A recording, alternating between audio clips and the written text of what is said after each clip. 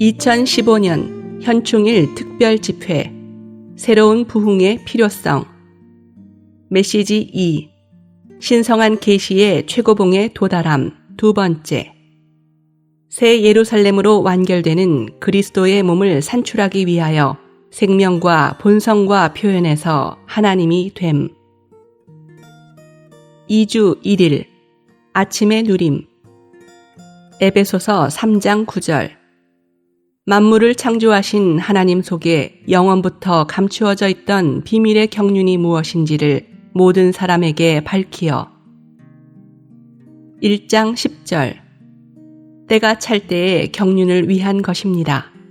이 경륜은 만물, 곧 하늘들에 있는 것들이나 땅에 있는 것들이 다 그리스도 안에서 머리이신 그리스도 아래 통일되도록 하는 것입니다.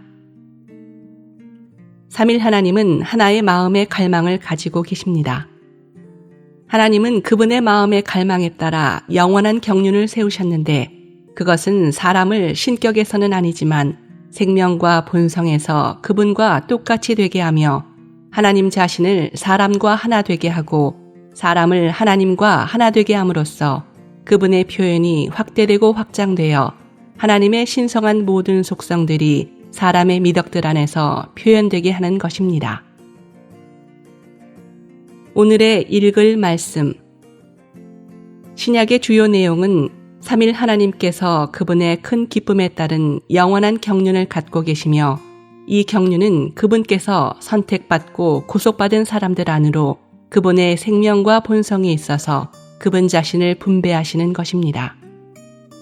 그리하여 그들 모두를 생명과 본성이 있어서 그분과 똑같이 만드심으로써 즉 그들을 그분의 복사판이 되게 하심으로써 그들이 그분을 표현하도록 하는 것입니다.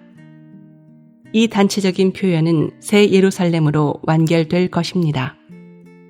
따라서 새 예루살렘은 다만 확대되고 증가되어 완전히 완결된 육체되심, 다시 말하면 삼일 하나님께서 그분의 신성과 인성의 연합 안에서 그분 자신을 표현하기 위한 삼일 하나님의 충만입니다.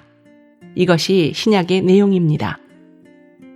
66권으로 이루어진 성경은 창세기에서 하나님과 그분의 창조로 시작하고 요한계시록에서 새 예루살렘으로 완결됩니다. 성경의 이 두 끝 사이에 역사와 가르침들과 예언들과 예표들이 있습니다.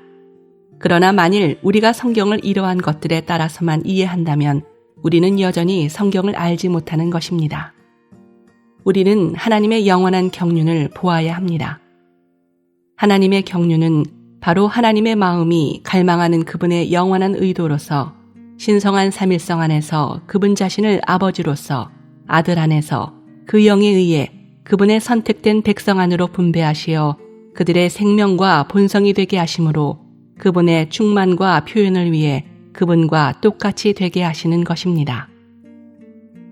경륜은 분배를 위한 계획을 수행하기 위한 안배입니다.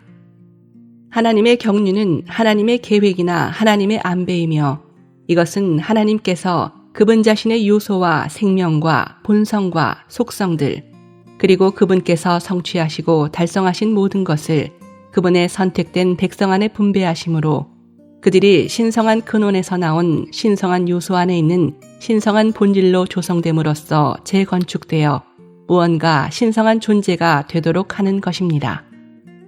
하나님의 분배를 받기 전에 우리는 단지 인간적일 뿐이었습니다.